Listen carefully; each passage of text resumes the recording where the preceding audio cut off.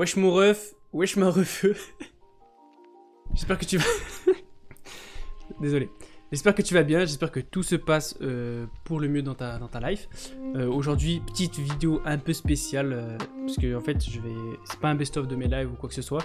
C'est juste que j'ai envie de parler d'un anime, d'un manga qui me tient à cœur, c'est l'Attaque des Titans. C'est vraiment un truc de baiser comme j'aime trop.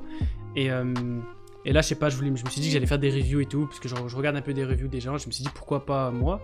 Donc c'est une vidéo autre que des best-of ou quoi que ce soit, ça va pas du tout être une vidéo humoristique. Mais voilà, on va parler de l'épisode, parce que je suis allé un peu scroller sur Twitter et tout, j'ai vu que certaines personnes sont passées à côté de certaines informations. Je pense qu'il y a quelques foreshadowing, donc voilà, on se retrouve pour la review de l'épisode 2, de la saison 4, de l'Attaque des Titans. Évidemment, il n'y aura pas de pour l'épisode 1, puisque j'étais pas chaud de le faire.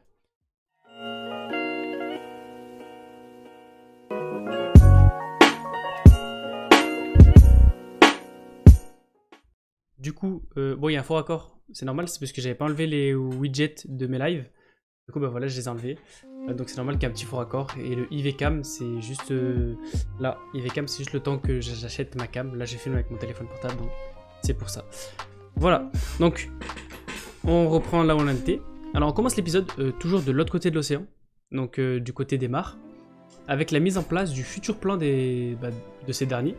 Et on nous dit que l'armée est en difficulté, parce que les titans ne suffisent plus, car la technologie a évolué, les humains commencent à surpasser les titans avec la technologie.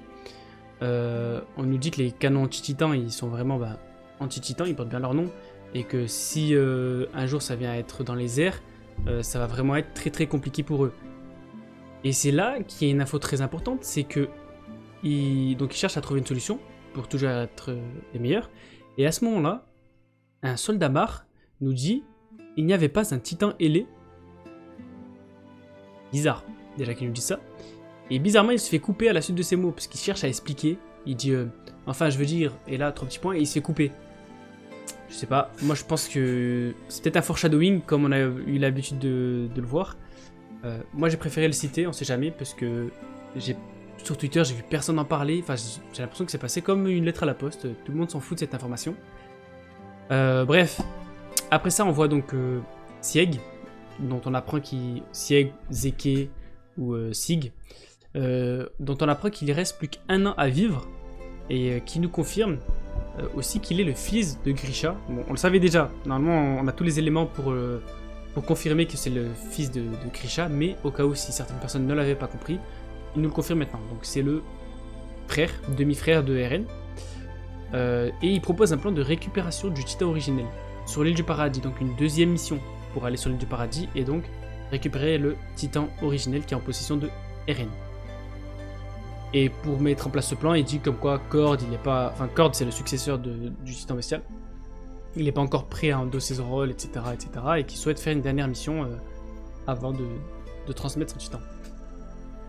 À la suite de ça, on retrouve donc Zeke sur le balcon avec Cord qui lui parle et qui lui dit c'est vraiment bizarre, t'es le meilleur titan bestial que l'armée n'a jamais eu, pourtant t'as pas de sang royal, c'est bizarre et tout. Et Sieg, on dirait qu'il se joue un peu de lui, il dit ouais, c'est vrai que c'est bizarre.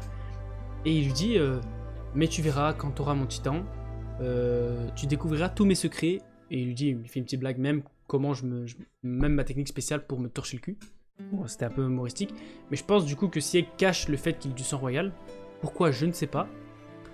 Mais bref. On a eu cette information-là. Donc à la suite de ça, on a Reiner qui se réveille de son cauchemar. À côté du possesseur du titan mâchoire. Donc je sais plus c'est quoi son... Gaillard, je crois qu'il s'appelle. Donc on apprend... Enfin, on nous confirme que c'est le titan mâchoire. Et on nous confirme qu'il a été transmis par Ymir de son plein gré. Donc elle s'est donnée à eux, quoi. Elle a voulu redonner ce qu'elle leur doit, quoi, parce qu'elle l'avait volé entre guillemets. Et on voit, enfin, il y a Gaillard qui nous dit qu'il a eu les souvenirs de Ymir et qui voit dans ses souvenirs Reiner qui se la coule un peu douce, qui la joue un peu protecteur, grand frère, etc. Donc on voit que Gaillard il a certaines informations au sujet de Reiner, quoi, sur son passé sur l'île du paradis. Juste après, on a l'intervention de Pic qui est en train de boiter, qui est en béquille et qui nous dit ah, ça fait 2 ans que j'ai pas marché, je ne sais même plus marcher. Donc on comprend que c'est le titan charrette. Enfin, moi je l'ai compris comme ça, c'est le titan charrette pour moi. Et d'ailleurs, on peut en déduire qu'elle maîtrise très bien son titan, Enfin, je sais pas si c'est une spécificité à ce titan-là, mais pour rester 2 ans transformé, je pense qu'il faut vraiment avoir une bonne maîtrise de son titan, sachant qu'on se rappelle que Eren, je crois qu'il pouvait se transformer jusqu'à 2 fois, et que s'il restait transformé trop longtemps, il devenait un peu fou. Enfin, c'est ce que j'avais remarqué moi personnellement. Donc on peut dire qu'elle a une bonne maîtrise de son titan. Donc à la suite de ça, on se retrouve à la gare, ou au port, au port je crois, hein, où on retrouve Gabi et sa bande, avec Udo, Falco, etc. Et on a la petite fille aux cheveux blancs, comment elle s'appelle? Elle s'appelle Sophia, je crois, qui dit à Udo, le petit aux lunettes, un vieux m'a dit 3 petits points. Et là, on sait pas ce qu'elle lui a dit, on sait pas la suite, donc je pense que c'est aussi... Enfin, c'est pas là pour rien, quoi. Si c'est posé là, c'est qu'il y a une raison. Donc je pense qu'on le saura plus tard. Et donc à la suite de ça, on a Reiner qui se retrouve à la gare avec donc Gabi et les autres potentiels héritiers du titan cuirassé. Donc là, on a Gabi. Et là, on a une scène intéressante, c'est que Reiner se voit dans les enfants.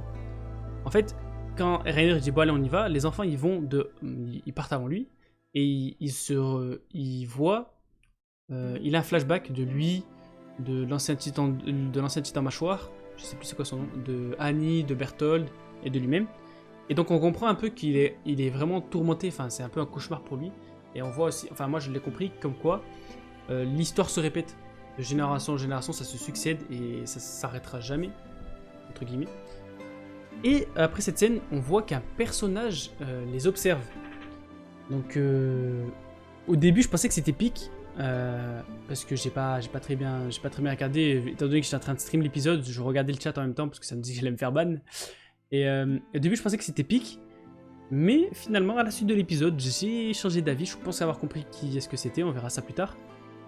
Donc après ça on les retrouve dans le train, direction leur ville natale, où on voit donc une petite scène intéressante où Falco qui prend un coup de pression par Reiner, qui d'ailleurs moi je le vois un peu schizophrène, un peu bizarre, parce que Falco il lui reproche de ne pas faire attention à Gabi, que s'il lui transmet le titan cuirassé, elle va mourir, enfin elle est condamnée quoi, il lui fait un peu la morale, Reiner là qui lui fait un coup de pression, Falco qui a peur et qui prête allégeance, qui dit non je veux pas me rebeller ni quoi que ce soit et tout, et Reiner il est un peu tourmenté, il est là en mode...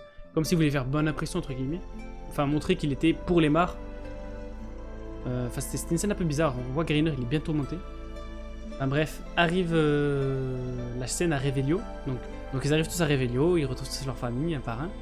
Et là on voit Falco qui se dirige vers une petite troupe où il y a un soldat mare accompagné de soldats eldiens traumatisés par la guerre, enfin comme nous hein, à la Seconde Guerre mondiale, t'avais des gens qui étaient plus aptes au combat et qu'on rapatriait, et là c'est un peu la même chose. D'ailleurs le soldat pour se moquer il dit bouh, et là c'est là où la scène elle est un peu intéressante, c'est qu'il dit bouh comme s'il y avait une explosion. Tous les soldats traumatisés tombent par terre en criant, sauf un qui tombe par terre pour les imiter mais qui ne crie pas, qui n'a pas d'émotion sur son visage. C'est la personne qui a les cheveux longs, noirs, et d'ailleurs on voit que Falco s'approche de lui, il lui dit ça va aller et tout, et il lui mentionne le fait que ce personnage s'est trompé de bras pour son brassard. Et moi ça m'a mis un peu la puce à l'oreille parce que je suis désolé mais quand t'es traumatisé, quand on te met la pression tous les jours, tu peux pas te tromper de brassard sachant que c'est quelque chose de super important pour les mares. Donc bizarre. Moi j'avais déduit que d'ailleurs qu'il ressemblait à la personne qui observait Reiner. Et sachant qu'à l'épisode 1 on voit qu'à la fin de l'épisode 1 il y a Jean qui est déjà à Revelio, je me suis dit peut-être que c'était Eren. Bon au final j'ai eu la confirmation sur Twitter que c'était Eren. Donc voilà, du lourd qui nous attend à ce sujet-là. Après ça, on retrouve Reiner à table avec sa famille, qui raconte un peu ses aventures sur l'île du paradis. Et c'est une scène un peu bizarre car il les décrit comme des méchants, qui font des choses horribles. Mais ce qu'il raconte, ça concorde pas avec le message qu'il veut faire passer en fait. Parce que, par exemple, pour décrire Sacha, il dit elle a carrément volé une patate, et quand elle s'est fait réprimander, elle a dit je peux vous la partager, elle lui a donné un tout petit morceau, c'était pas du tout équitable, enfin c'est rien ça, on s'en fout, c'est pas ça qui les caractérise de démons. Et d'ailleurs ils le comprennent bien, enfin après Reiner il dit ils sont tous différents là-bas, alors que non, pour les mares c'est tous les mêmes, c'est tous des démons, et c'est là où toute la famille est choquée, ils sont en mode qu'est-ce qu'ils racontent, même Gabi elle dit tous différents, mais tu voulais dire tous malfaisants non? Et là on voit donc que Reiner il se perd dans ses mots comme Comme à l'île du paradis, quand il était infiltré, il se perdait dans ses mots, il savait plus si c'était un guerrier ou si c'était un soldat. Donc voilà, on retrouve un peu un Rainer un peu dépressif, tourmenté, etc. Et donc voilà. Après ça, donc pour finir l'épisode, on a une scène très intéressante avec tous les titans primordiaux qui parlent du plan pour la bataille sur l'île du paradis. Et Sig, il dit une phrase intéressante, c'est que, je sais plus c'est qui mentionne le fait « Ah, c'est bizarre, il n'y a pas de soldats morts pour nous surveiller », et lui il dit « Non, pas de soldats morts ici ». Et on remarque qu'ils sont en fait écoutés. Alors je sais pas, enfin Rainer l'a vu, qu'ils étaient écoutés, il l'a remarqué, mais je sais pas si Sig, il dit ça pour les prévenir de pas dire un mot de travers parce qu'ils sont écoutés, ou s'il dit ça en mode agent double, peut-être qu'il est avec les mares, mais je pense plutôt qu'il dit ça surtout pour prévenir les titans primordiaux de pas dire quelque chose de travers car ils sont écoutés, je pense. Sachant que le soldat mare, juste après, il a dit le mot de trop. Et on finit donc l'épisode avec Rainer qui dit « Je vais devoir retourner sur l'île ». Du coup, il va y avoir une bataille de fou malade. Mais bon, petit Rainer, je pense que la bataille va avoir lieu sur ton île, mon ref. Donc voilà. Petit problème de caméra. Dites-moi ce que vous en avez pensé de cette review, de ces petites théories avec le titan ailé, le fait que ce soit Eren, je pense qu'on en est quasi tous sûrs. Sig, est-ce qu'il est plutôt Mar, est-ce qu'il est plutôt Eldien? Voilà. N'hésitez pas à me dire dans les commentaires, dites-moi ce que vous en pensez, dites-moi ce que je devrais améliorer. Et voilà. Bonne journée, peace mon ref. Ciao.